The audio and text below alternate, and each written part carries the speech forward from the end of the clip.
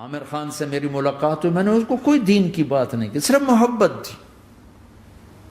اب تک اس کے میسج آتے کہ میں زندگی میں کسی سے متاثر نہیں ہوا، تم پہلے آدمی ہو جس سے میں متاثر ہوں، میں نے کوئی جادو کیا، صرف محبت۔ لوگوں کو محبت دو، قریب ہوں۔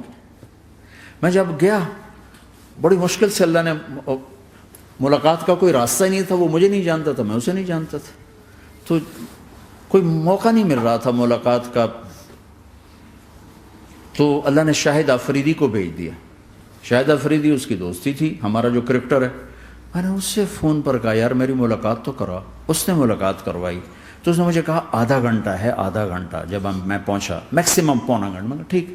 میں گیا تو وہ سہما ہوا چہرہ کہ بھئی مولانا آ گیا، پتہ نہیں کیا کہیں گے، بھئی یہ تو کیا کر رہا ہے، تو حرام کر رہا ہے، ناچ رہا ہے، گا رہا ہے، توبہ کر، ابھی تیرے لیے دوزخ کا فیصلہ ہو جائے، پتہ نہیں کیا ہوگا، وہ ڈرا ہوا سہما ہوا تھا۔ تو میرا ایک دور کالج لائف تھا، میرے اللہ نے مجھے ہدایت دی، اور میں 3 دن کے لیے میں اس دوست کو، اس کی نسلوں کو دعائیں دیتا ہوں جو مجھے زبردستی پکڑ کے لے گیا، نہ میرا تبلیغ سے کوئی تعلق، نہ واسطہ، نہ میں کوئی ان سے متاثر۔ ایک لڑکا تھا، بنگالی تھا، گشت کرتا تھا، لیکن میں اس سے ذرا متاثر نہیں ہوا، میرا دوست متاثر ہو گیا تھا، تو میں تو ان کے قریب سے نہیں گزرتا تھا۔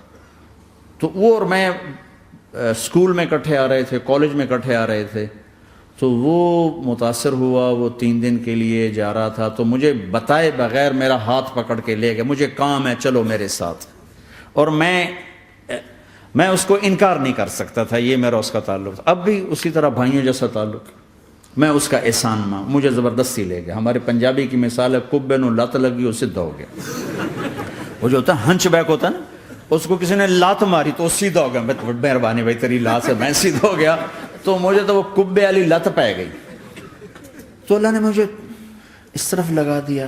اور جب میری کالج لائف، میں نے کالج کا بہترین سنگر تھا، اسکول کا بہترین، یہ جنید جمشید کیا ہے جو اس زمانے میں یہ سارا کو ٹھا میں نے سارا کیا ہے، تو اب وہ بیچارہ ایسے بیٹھا ہوا، تو میں نے اس سے بیٹھتے ہی فلموں کی باتیں شروع کر دی۔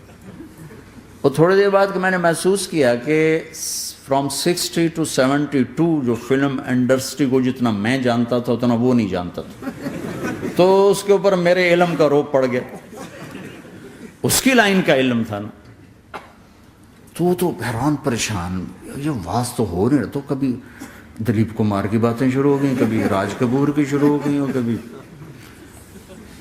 محبوب صاحب شروع ہو گئے، کبھی مدن موہن شروع ہو گئے، وہ آدھا گھنٹہ تو یوں ہی گزر گیا۔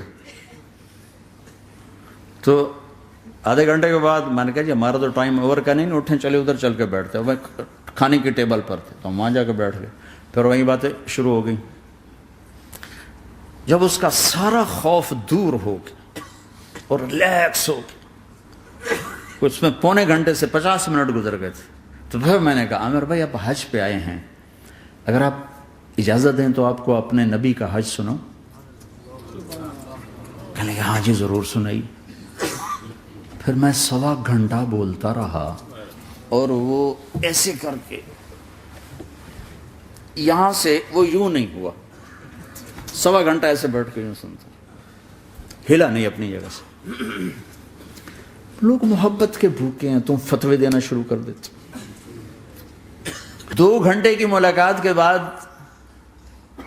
جب ہم نکلے تو نیچے تک چھوڑنے آیا عامر خان۔ حج کے بعد میں نے کہا ایک ملاقات اور ہو جائے گا، ضرور ہوگی۔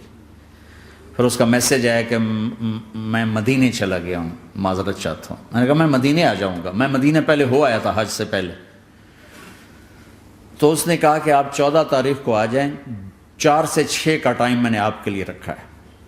تو میں جنید اور ایک اور ساتھی ہم دوبارہ وہاں چلے، 4 بجے 4:15 ہم اس کے ساتھ ہماری سٹنگ شروع ہوئی، 4:15 سے 10:15 تک 6 گھنٹے مسلسل، اور اس کے ماتھے پہ ذرا نشان نہیں آیا کہ میں بور ہو رہا ہوں۔ اور اس کے بعد ہم اٹھے، اس کا جی نہیں چاہ رہا تھا کہ ہم اٹھ کے چلے جائیں، محبت۔ پھر ایک امتحان پڑ گیا، میں اجتماع میں تھا رائمنڈ کے پچھلے سال، اس کا میسج آ گیا میری فلم تلاش آ رہی، اس کی کامیابی کی دعا کرو۔ لے بھائی اے چنگی بڑی. میں کہا اب کیا کروں؟ جواب دینا بھی ضروری، دعا بھی نہیں ہو سکتی، کیا کروں؟ تو جب وہ میسج آیا تو میرے سامنے کوئی 10-12 علماء بیٹھے تھے. میں نے کہا بھائی یہ میسج ہے، اس کا جواب دو. کہا جی یہ ہمارا فیلڈ نہیں تمہارا ہے، تو ہی جواب دے. میں سارا دن سوچتا رہا، مجھے کوئی جواب سمجھ میں نہیں آیا کہ جان بھی بچ جائے، جواب بھی چلا جائے. پھر اگلا دن بھی گزر گیا، مجھے کچھ سمجھ میں نہیں آیا. میں عصر کا وضو کر رہا تھا، ایک دم اللہ نے ایک مضمون دل میں ڈالا.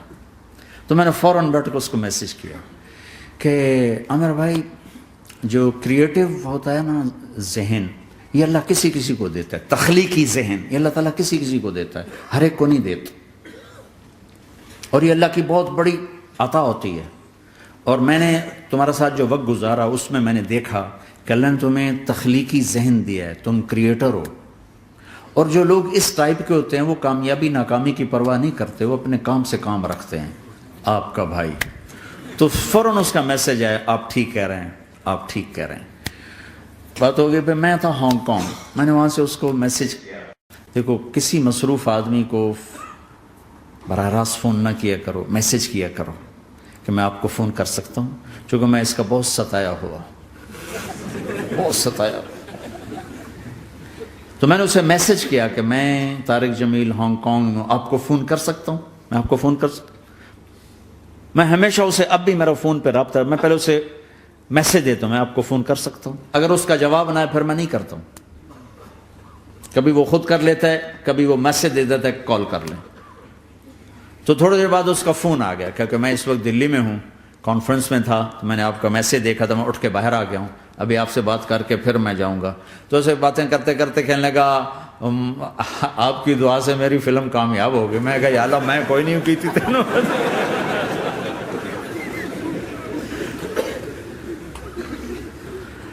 بھائیو محبتیں بانٹو، نفرتیں تو پہلے ہی بہت پھیل چکی.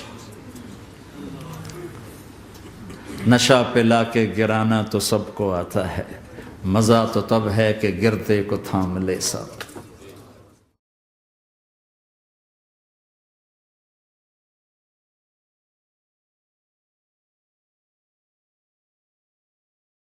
لا إله إلا الله محمد رسول الله عليه صلاة الله وآله والأحبة.